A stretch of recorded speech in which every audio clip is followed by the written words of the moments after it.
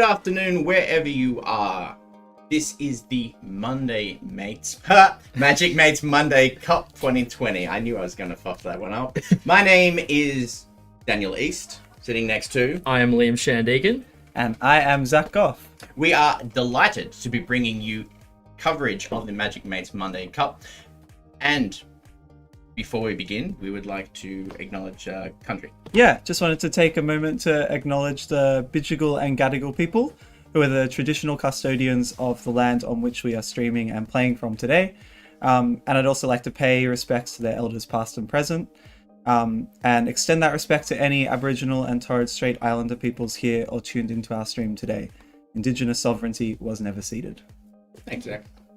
So, what we have for you is the best of the best, a Zendikar draft with the greatest players ever to grace a Twitch stream. Liam, what do you have to do to be able to be eligible for the Magic Mates Monday Cup? Well, the Magic Mates Monday Cup, you win it, or you can qualify for it by simply being a champion. You have to win one of our seasons. Now, every year we have 4 seasons, usually a 12 to 13 week season.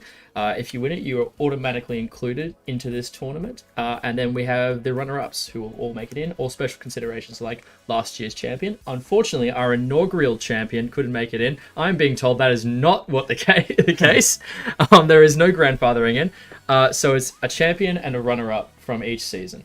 So we have Throne of Eldraine, Corsa 2021, Theros Beyond Death, and Ikoria, Lair of Behemoths. And we have 8 players, the first and second place from each season. And they are here now to fight for that final cup. We have a massive prize pool today, care of our wonderful and gracious sponsors, Andrew Winata, Patrick Hawkins of Pat's MTG Bazaar, and our lovely stream master, who has got his lovely headphones on, he's just making eyes at us, is Alex Perifanos.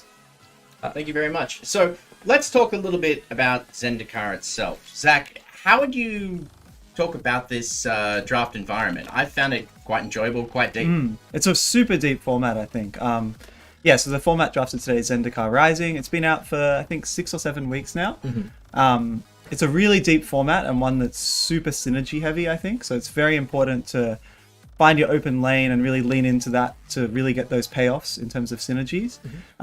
There's also some really interesting mechanics, I think, that are very conducive to a good draft format, like the modal double face cards. These are a new addition to this format, and they're basically a flip card that has a tap land on one side and a spell on the other side.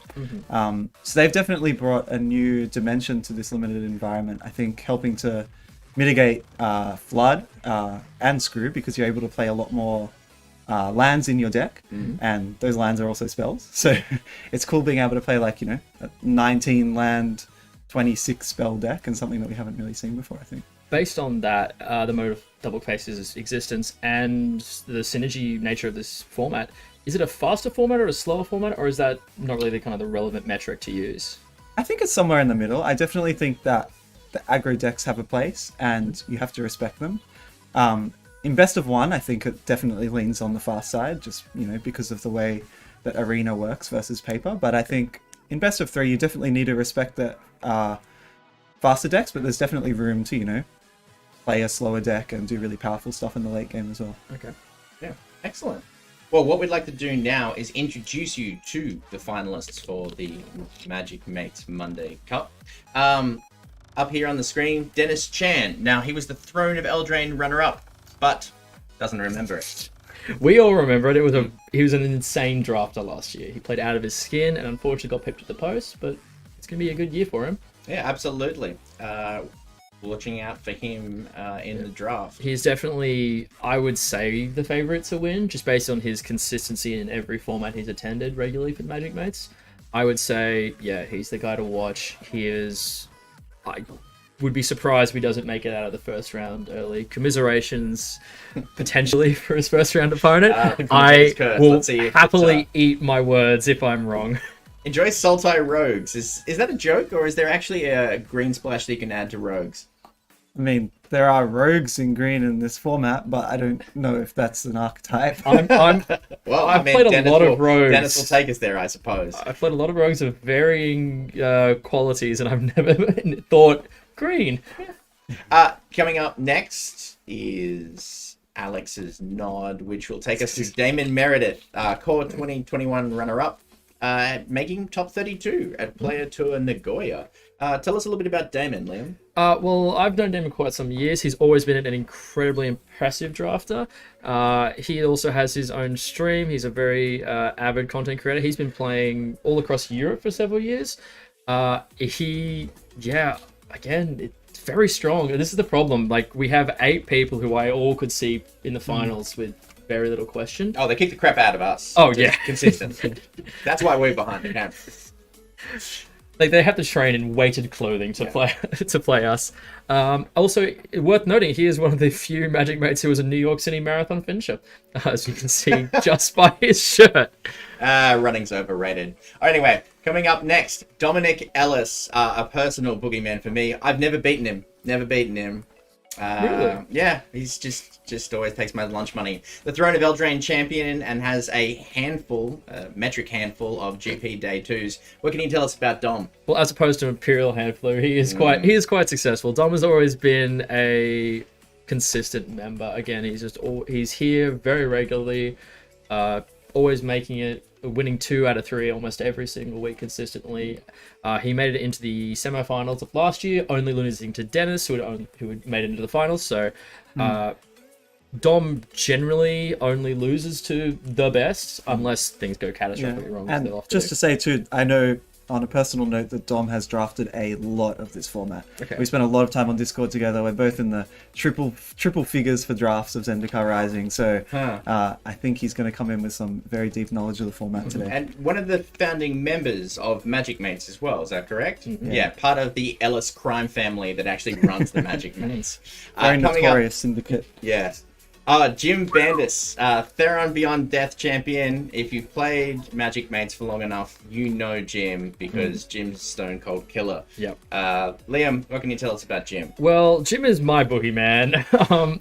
I have played him, I think, about 50 times in varying formats, and I think I have won once. I have a memory of one, and that's with the most busted deck I've ever had in my entire life. So Jim is a great wall. Like, he is going to be a wall for anyone who's playing up against him.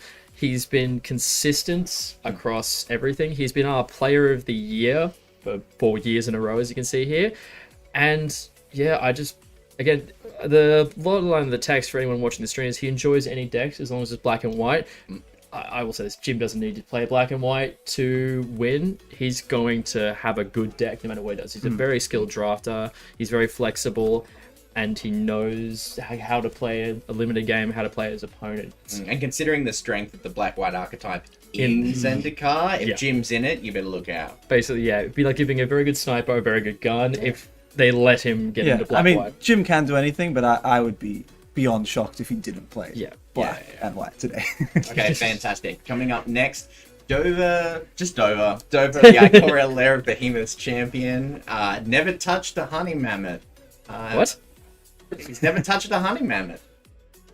Are we allowed to say that on stream? Yeah, we're absolutely allowed to say. No one's watching. So, what can you tell us about Dover? Well, he's a relatively newer player to the Magic Mates. He kind of came out of nowhere during Theros Beyond Death and made a consistent appearance there.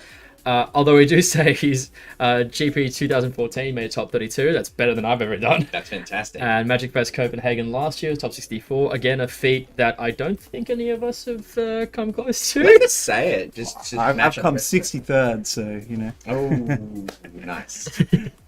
All right. Yeah, Dover is, again, someone to watch. I mean, you don't win. The champions are all very consistent players. They're people who know how to draft an archetype. This is a relatively newer one, so despite the fact we've only had 7 seasons, they've all been putting their reps in, so I wouldn't be surprised if any one of our champions are the favourites to win this one. Sure, okay. Damien, Ikoria Lair of Behemoth's runner-up and Hulk enthusiast. What's Damon's deal? So many things. I love Damien. He's always a good guy. He's a runner-up for Ikoria, so just narrowly losing out to Dover. Damon's an aggressive player. I would like to see Damon playing the Cleric's archetype, or just, I'm going to smash face. He just wants to absolutely break people. He's an aggressive player. he was one of our finalists last year. Yeah, and I mean, last year he played out of his skin. It was a very good mid-rangey battle between Mudge, and I feel like, yeah, despite his cooking prowess, magic is where his heart is. Oh, yeah. That's okay. Oh, we're good. Audio.